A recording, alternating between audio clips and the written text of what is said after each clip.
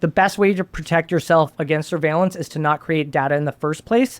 And that's extremely hard to do when we live in an era where that is the primary driver of the economy. Yeah, what if I like Instagram?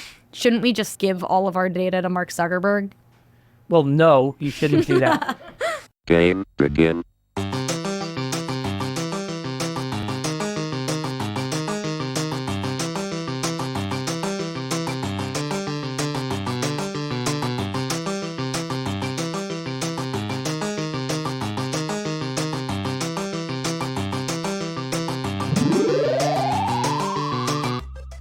You're listening to Technocracy for Dummies. Does the word technocracy make you feel like a dummy? Me too. That's why we're trying to figure out what's going on in our government and our culture together. I'm your host, Sam Simon, and though I am a white female podcaster, I like to remind myself that I'm always only one gender identity away from being another white man podcaster. Today I had the privilege of speaking with Andrew Couts, senior editor of cybersecurity and surveillance at Wired, with a journalism career multiple decades long and very well awarded. To make a long resume short, he knows a lot about the creepy shit going on in our little pocket tracking devices, which I'm sure will fill all of us with a great sense of joy and freedom. Andrew, it's a pleasure to have you in the studio. Hi, thanks for having me.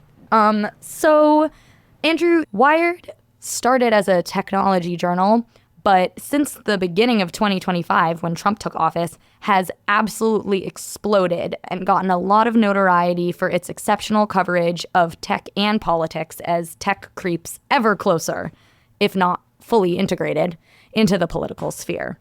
So, I guess one of the first questions that I've had for you when thinking about what I understand your job to be is that there's very little difference between technology and politics these days. We were talking about the Tech Dirt article by Mike Masnick. Yes, exactly. Thank you. And I was wondering what you are finding to be the difference between technology and politics reporting. Like, what is in your zone, what's in Wired's zone versus outside of it? And also, like, where does it stop being your responsibility to report on? This is a question that is something we ask ourselves, if not every day, certainly every week. And the answer is mostly like, you know it when you see it. And in terms of our responsibility, we're journalists first. I help oversee investigations across Wired, so that could involve basically anything that Wired's going to be covering. I run the security desk, which covers cybersecurity, national security, privacy, surveillance, policing, crime, scams, all the lighthearted things. All the fun things. All the fun stuff. I think it's fun. Obviously, Wired has a particular coverage area, but as you mentioned, the line between technology and politics and technology and everything else blurred, if not non-existent at this point. There certainly are stories that start to become less about technology and more about the people. Obviously, this past year, we've been extremely focused on our politics desk on Doge and Elon Musk within the government, and that made it very much a Wired story. Like Musk's involvement and the involvement of all these very tech-centric young people who joined the government to do whatever Doge is doing made it 1,000% a Wired story. I think we were some of the first to focus on that, to the credit of that team. Like, they went in with a plan. They knew what needed to be done, which is part of the reason we were just getting scoop after scoop for at least a few weeks, if not longer, where at that point we were like, where is the rest of the media on this? We need help. We can't do this Come on, guys. alone. Yeah. You know, honestly, we're not a very big newsroom as far as major newsrooms go. And so we really wanted to have more competition. We wanted to have more people out there. And this isn't really answering your question, but I guess it's not clear where the line is, and it's constantly shifting. And it's really, sometimes there are stories that we just think are really important, and we make it a Wired story by making it a Wired story. And one I think is a good example of this, we did on my desk, on the security desk, we're thinking a lot about ICE and immigration and the policing tactics that are used there. And one of the things we realized was that it's very difficult to get any insight into what's happening within ICE detention centers And I don't want to speculate why, but certainly the reporting that we've seen from Wired and elsewhere is that there's terrible conditions within these detention centers. And they've shown that, like, I think 71% of the people being detained right now or so far this year don't have any criminal record at all. And simply being in the United States undocumented isn't a crime in most cases. Like, there's some stipulations there, but for the most part, it's a civil offense. And so the fact that people are being held in what some people describe as inhumane conditions and certainly stressful conditions is something that they don't necessarily want everybody to know. And so how do they block the surveillors from surveilling them? Because I would assume that they have like tons of security cameras, right? Those are closed systems, and you might be able to get those records from DHS and from ICE if you file a FOIA request, but that's going to take at least a year or more. So when we were thinking about this problem of like, how do we get inside these places, we decided to FOIA the local police departments and emergency responses for 911 calls to the detention centers. Sorry, what does FOIA mean? FOIA is the Freedom of Information Act. Oh, okay. And so, yes. Oh, and there's a verb for it. We're going to FOIA them. Oh, yeah. That's something that I forgot that normal people don't say that. That's why I'm here. I don't even know if it's technically FOIA, but FOIA is a term we use for any public records request. If we file public records requests with the departments that would serve the 10 of the biggest kind of detention centers in the United States and got the 911 records from those detention centers. And so we were able to see what kind of things were being reported, like how people were being cared for when there was an emergency. The way I thought about it, these are people like living in an emergency situation in that they're being detained. Right. They've just been torn from their lives and are in a detention center. And then they're on top of that having an acute emergency within that. And so these are really the worst moments of these people's lives. And so we were able to do a story about this. Now, as we initially started the project, does it being a 911 call make it a Wired story? Is it a story for Wired just because it's about this major thing that's happening and a record number of people are being detained? And this is important. We're just going to pursue it, and we're going to do it the Wired way, which means just having a ton of really talented journalists and editors looking at the story and crafting it into something that's going to be impactful. Sometimes you just do it because you're not sure if anybody else is going to, and it's worth doing. And so in that case, it felt extremely important, and I'm really proud of it. Who are you contacting for this kind of information? Where are you getting the data? Is it the government? Is it private or public sector? It really can come from all different types of places. Public records requests are a way of getting a lot of information, just raw kind of information. There are a lot of data sets that are already out there that you might not realize that the government puts out, that you can go and download that information. So sometimes it's parsing through that.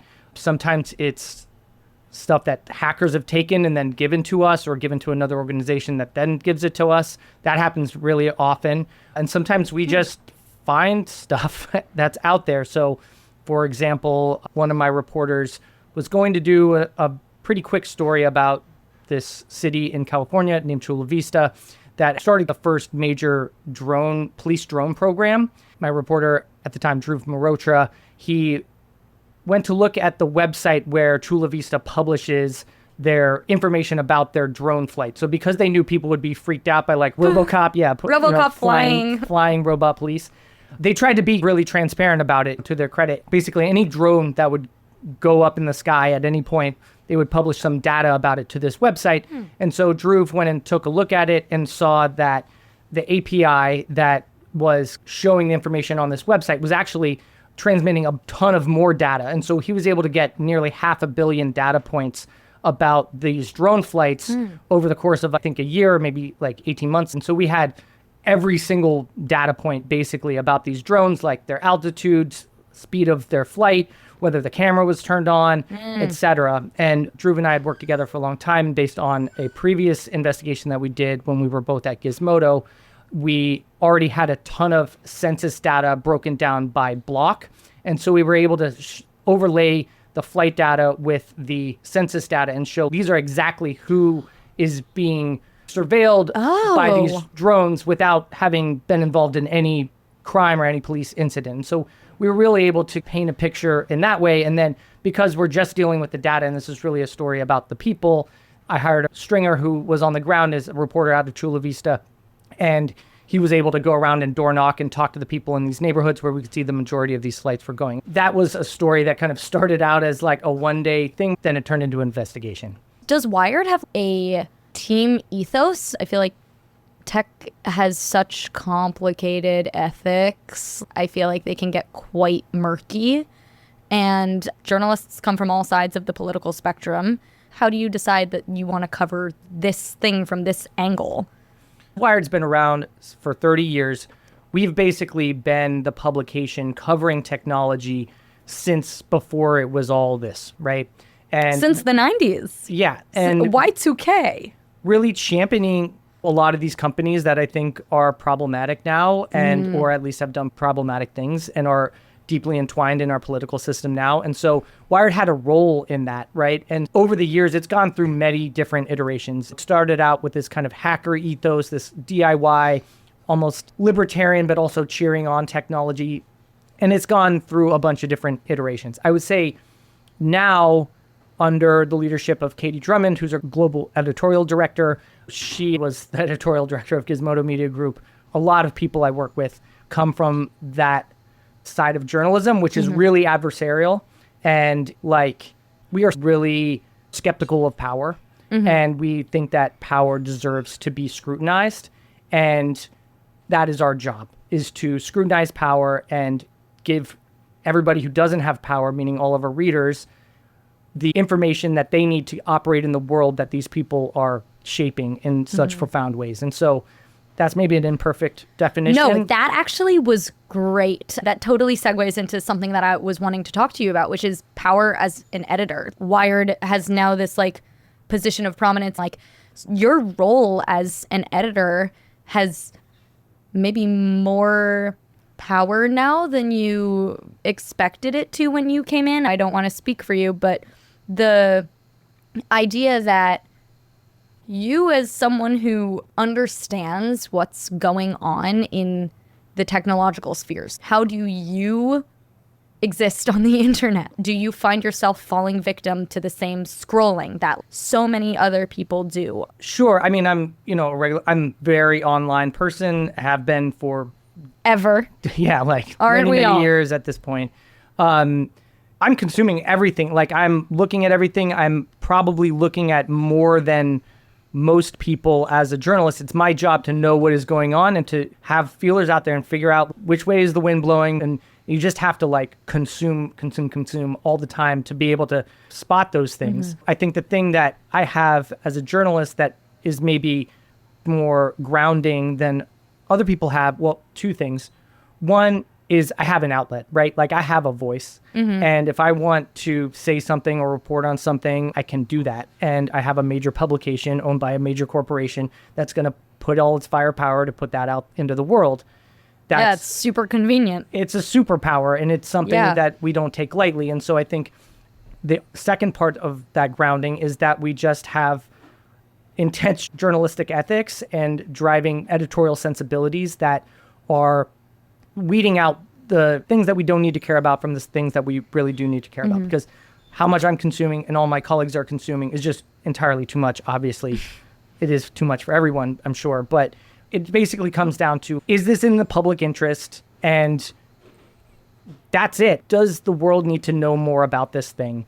And that's one of the really grounding things. And then there's a bunch of other questions after that. But like if I see several TikToks about police brutality in some random town and I see a few people talking about it, that's something I'm going to share with my colleagues, and we're going to be like, do we need to look into this? Yeah, exactly. And there's a million examples. That's just the one that popped into my head. But I think because I have an outlet, it makes all the consumption much less burdensome because I don't have to just go like, okay, well, I guess I'll just go do this other this thing forever. Yeah, exactly. And so I can be like, no, I'm going to do something about this.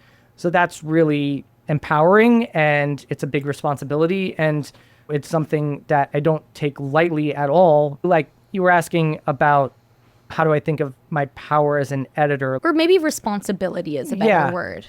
If there are injustices happening that I can help stop from happening, I feel a intense responsibility to do that. Yeah. And that's really it. Like, it's not much more beyond that. But not every story I publish is some like great expose on something. Sometimes it's just like telling people what they need to know about phone searches at the border, or even just how to not have a crappy password. It's very basic stuff. And so I feel like phone searches at the border is maybe not basic stuff and really useful information. yeah, it definitely is. I used that information based on the story I edited across the border myself. We really think, is this in service to our readership?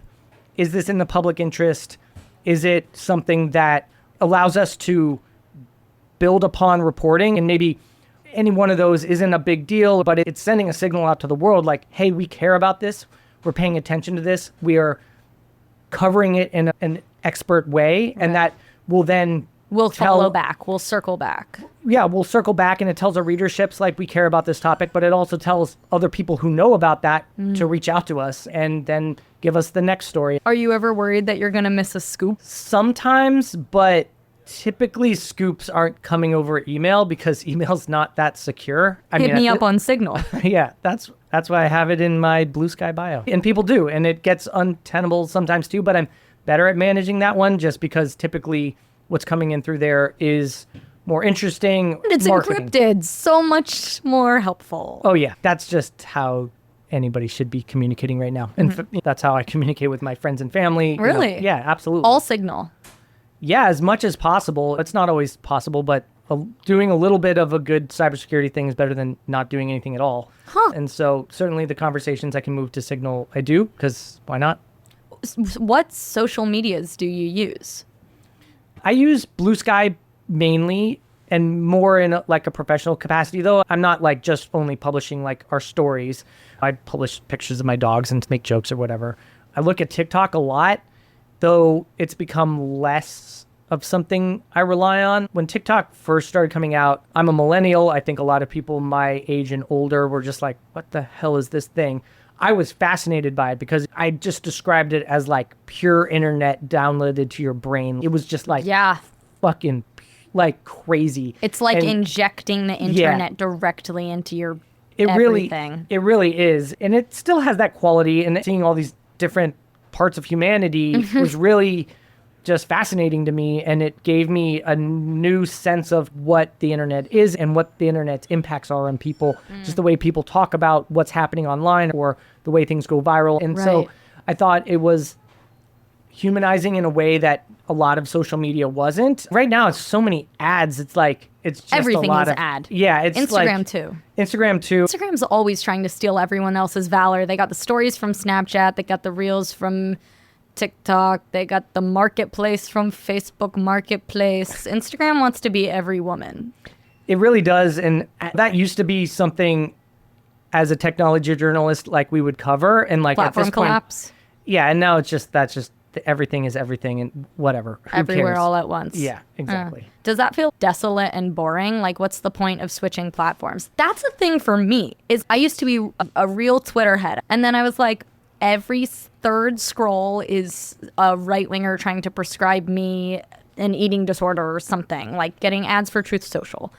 But I wasn't going to switch to Blue Sky because I was like, all the fun horribleness is on Twitter. Like, that's what I'm there for. But I love Instagram. I think most people in my generation have been on Instagram. I've had an Instagram account since 5th grade. Like, there's no getting us off it and onto a different platform. I guess what I didn't understand about the switch from Twitter to Blue Sky, like, if every platform is every platform, why are we bothering to platform hop? Shouldn't we just give all of our data to Mark Zuckerberg?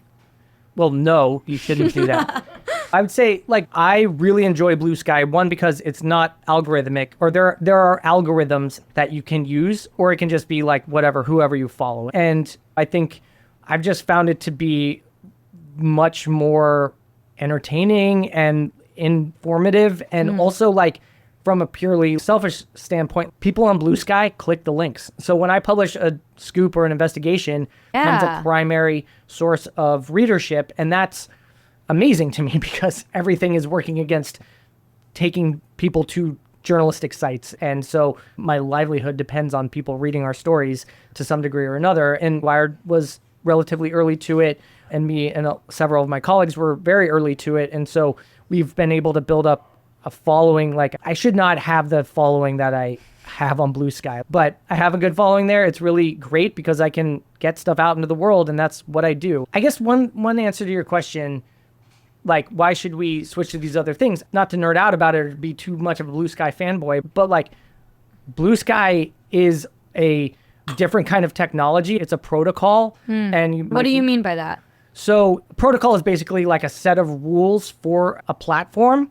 And if different platforms follow the same rules, they can be interoperable. So like how Instagram and Threads work together, but Blue Sky and something else? Instagram and Threads is different because they're both owned by the same company, so they're able to code whatever they want to code and make them interoperable with each other. Theoretically, you can make an app that is identical to a degree to Instagram that is built on the protocol that Blue Sky is built on. And then you could have the same account like on both platforms and be posting pictures on one, and it can cross post to the other, and you can take all of your followers from one to the other. So you're not beholden to one platform. So it's a technology that other people can build on it regardless of who created that protocol or whatever. So none of it's owned by Mark Zuckerberg or anybody else. But like, that being said, Right. your data would be safer on Blue Sky and on anything else that uses the same protocol as Blue Sky than it would be on a Meta app, for example? Or what does safer even mean? I was going to say exactly that. So no, it wouldn't be safer necessarily because everything that's published on Blue Sky is public. Regardless of whether you delete a post or whatever, it's not deleted. It's just somebody's out there scraping all that. Right. Someone's always got it. But it is not necessarily used by a singular corporation to make money in the way that all the data that you put into Facebook or Instagram or Threads is going to be used. And so all the public data that's gleaned from there has no value basically because it's not exclusive to anyone. Instagram and Facebook are different in that they have both. There might be some public posts, but they're getting a bunch of other user data. And Twitter has that to some degree. This is behavioral surveillance. And so if you're on Instagram for an hour, anything that you're looking on there, the content of the content that you're consuming. Yeah, can be turned into a bunch of identifications. Right. So all that's putting you into various buckets. And so you can say, do you want to advertise to a 21-year-old woman who lives in the Northeast who enjoys candles and yoga, and then they're able to serve ads to those people? In the case of something like Facebook or Meta and Google, they're not actually selling the data itself. They're selling access to the data that's been curated in a way that's good for targeted advertising. Yeah. Interesting. But there are data brokers that also will collect whatever data that they can collect from all different types of sources. And then they might actually just sell that data. Like they might just give you a spreadsheet with all this information. It's like grab bag data. It really depends. The data broker industry is almost completely unregulated in the United States. Oh, and that's exciting. When I say a data broker, like there's thousands of these companies and they might just be like literally some dude in a room as small as this one. With 1,000 computers. Exactly. So they're able to tap into those data streams a company like Google is getting and scrape that data and then also repackage that data and sell it. There is an entire system called real-time bidding, which is how online advertising works. It's basically just computers talking to each other, placing bids for advertising space. So like anywhere on a web page or on an app where an ad can show up, there are computers competing for that ad space based on who is visiting that site or using that app. And sometimes data brokers will gain access to them by either posing as an advertiser or however they get access. But at any rate, they'll gain access. And then instead of using that data to serve ads, they're just scraping the data and then reselling that data to somebody else. Oh. Yeah. And so that's fun. So for example, what does this data contain? We did an investigation that was part of a consortium of several outlets, primarily in Europe. Somehow one of these guys at this publication called netspolitics.org in Germany was in contact with this data broker, asked about some data, and they were like, oh yeah, we can just give you a sample of the data that we have because what this data broker actually sold was live access to the real-time bidding data. So just a constant data stream. So it's not like a window in time. It's the real-time data of people browsing the internet. So what they gave them was a month's worth of data of mobile users within Germany. And that included location data of everybody who was using certain apps that were piping data to this real-time bidding platform that this data broker apparently had access to. And so you had the literal locations of every device in Germany that had any number of apps installed that were funneling this data. And so what we did with that was, because there's a big US military presence in Germany, we were able to track US service members and national security officials from brothels in Germany to nuclear sites to military bases and see literally this person every single day of this month went from this address to this address. And you can see why that's a problem, because if you're China and you want to do espionage and blackmail people and say, yeah, I know you are cheating on your wife and you have access to this sensitive nuclear facility, I have the data that shows every step that you take, it becomes relatively trivial to do that. And this data is just out there legally. After we published that, the DOJ created a new rule that companies are not allowed to sell this data to adversarial nations, so like North Korea, Iran, Russia, China. But that data is still out there, and it's still out there for whoever wants to use it. You or I could just go buy that data if we wanted to. I guess my question here is, how worried should the average citizen be about how much they're being surveilled? Like, what's the scope? Like, what it sounds like to me is that we are being tracked all the time, no matter what. And it's all going to go into a database, and it doesn't matter until you do something that they could come for you for. But laws seem to be changing. The idea of what is legal seems to be changing. So how protected or unprotected are we? Well, most people are really not very protected at all. And I think there's two different things that you're talking about. So there's surveillance, which, as you mentioned, is happening constantly all the time, and we've just allowed it. And, you know, I've been covering privacy and surveillance for more than a decade. And the one thing that has struck me recently is that the people who were saying like, hey, this is going to be a really bad thing, we probably shouldn't do this, in 2009, 2010, 2011, all of it has come true. Like, all the bad things have come true. They were all right about it. It has happened. And not only is it that we're being surveilled all the time, these are major industries that have been created around surveillance. Right. Yes, you're being surveilled all the time. If you have a phone in your pocket, you're being surveilled constantly. What does that mean? It means that you are creating data about your life that someone else has control over. And I think that there's a very strong straw man argument, which is, I have nothing to hide, I have nothing to fear. The only thing we have to fear is fear itself. There's that. And Mark Zuckerberg.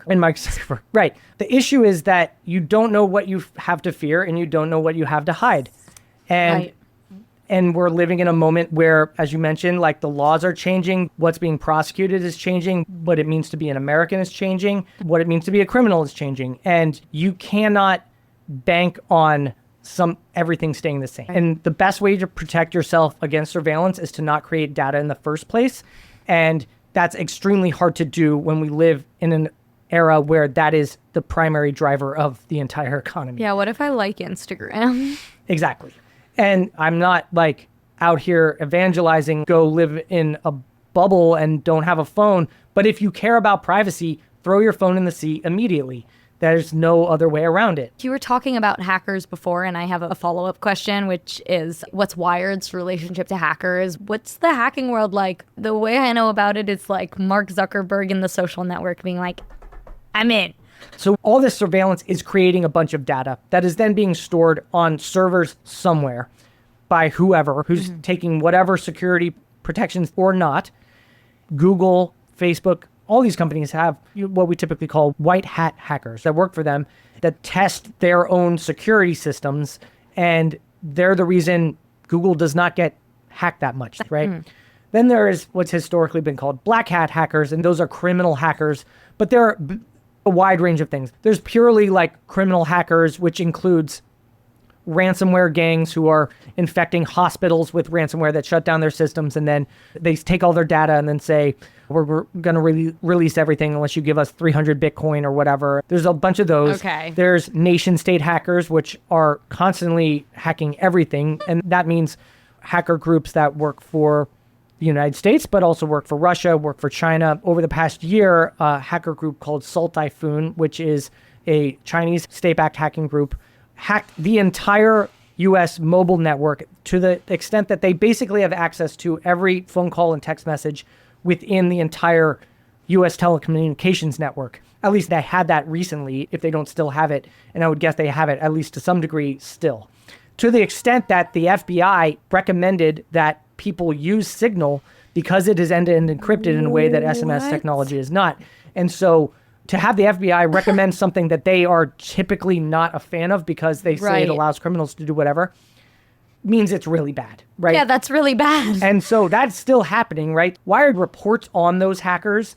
One of my colleagues, Andy Greenberg, he's one of my reporters on the security desk, one of the best cybersecurity reporters in the world. He wrote a book about Sandworm, which is a Russian intelligence hacking group that's became infamous because they caused the first blackout through a cyber attack in Ukraine. We're reporting on these nation state hackers all the time. We're getting information from security researchers all the time. A week ago, we had a security researcher who found just tons of very sensitive information about people who had applied for medical cannabis cards in Ohio. So that include like their cancer diagnoses, as well as their social security numbers, email addresses, phone numbers that are out there all the time anyway. So we're getting information. The fact that we're reporting on it plays a role in those companies securing that data, informing people who might have been impacted by those leaks or those breaches. And then we have hackers who might come to us and say, hey, we have 5 terabytes of data on the Department of Homeland Security, whatever. That's not happened. Just say that happened. Typically, they don't come directly to us. They'll go through an intermediary of some type that is known for publishing these kinds of records. But sometimes they'll come directly to us. That's happened in my journalism career. But it's relatively rare, and those are much trickier situations. There's a ton of ethical things to consider, as well as just verifying the data itself. You're dealing with criminals, ostensibly, and so you have to protect yourself because they might be trying to hack you too. So there's a bunch of issues that it creates when you're dealing directly with hackers. Wow. That's a lot. Sorry. No, that was great. This is a lot of information, and I'm actually a little bit scared right now. Have that effect on people. I think it's great. I mean, I like to think of myself as a conscious consumer, but I also, in favor of using a lot of these tools, I have to deliberately, unconsciously consume. But this is not a happy vibe for those of us who have been on the internet since we were 10 or so. Like, that's damn near everything that we have ever learned about ourselves is there. More than what you know about yourself is out there. I guarantee it. Awesome. And it's not great, but this is the society we live in, and you cannot be a functioning person and not use the internet. I don't think anybody should be beating themselves up, but it's really just about being conscientious about how you're using the internet, things you're doing to protect yourself, and the ways that you have to analyze that is really coming up with what is your risk threshold? What do you care about? What are you concerned about? And really just being deliberate about thinking about those things before you're using the internet. But like, you use the internet unthinkingly. For most of us, I mean, at least for people of my generation, it is just a tool that is fundamentally part of your everyday life. You think about going on the internet the same way you think about going to the bathroom. Yeah, that's 100% true with basically everyone, I think, who has grown up with the internet and relies on it for their work and for their social life. And it's more about being deliberate about what you're doing and just putting some thought into it at all. And it doesn't mean becoming a Luddite. It doesn't mean eschewing everything that the internet has to offer. I love the internet. I have a career because of the internet. And there are things worse than online advertising out there, which is the primary way that you're being surveilled. Is for part of my job is funded by online advertising. So I'd be a hypocrite to say that's the bad thing. It is that creating all this data and doing it in ways that we don't think about creates risks unnecessarily. And a lot of times it's creating risks that nobody has considered. And it's really just about empowering people to make the decisions that will lower the risks in their lives. Sometimes that means not using a certain app. Sometimes it means using a different app. And it really is just about making sure that people have the information to be able to make conscientious decisions about their lives to make themselves at the lowest risk possible. So what would you say are some of the ways that you can start doing that? Like, what are some of the initial steps that a Gen Z person who's on Instagram and TikTok could take to start making themselves more cyber secure? Sure. I'd say one of the most sensitive things we have is our personal communications. So use Signal. It is the best tool we have right now for communicating with each other in a way that we know is secure because it is open source, it's constantly tested, and it is updated many times, sometimes multiple times a week. It is, and Wow. I've met members of the team at Signal. It's a organization that we're in close contact all the time just because our lives overlap in that way. It is the most trusted communication platform out there. Definitely do not use Telegram use it if you want to, but it is not encrypted. There's only one setting that you can use to make encrypted messages on Telegram. It is by default not encrypted, and a lot of people think it is, and I know that because I've seen a lot of people do a lot of crimes on Telegram. Yeah, the drug dealers are going to be real mad about that. It is not any more encrypted than anything else. Awesome. I would say the other thing is just use like burner email addresses, usernames. Don't use the same email address, username, password across all of your different platforms if you want to be a lot more obscure, because I have access to databases that if you gave me your email password right now, I could look it up and see basically every other account that you've ever used that uses that same password. So one, don't reuse passwords. Use a different password for every account and use a password manager to make that feasible.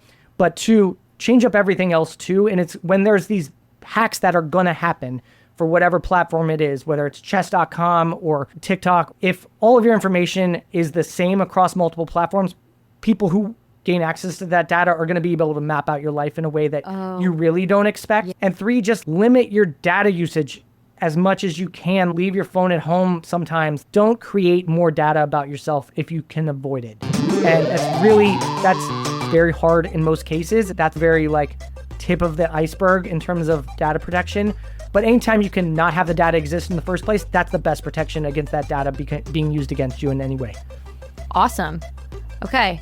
Well, that feels like a slightly more optimistic note to leave it on. So thank you so much for talking with me, Andrew. I've learned a lot. My head is spinning. And I'm scared for our future, but I'm going to go download Signal. So thank you for coming on. Yeah, thanks for having me. I'm terribly sorry.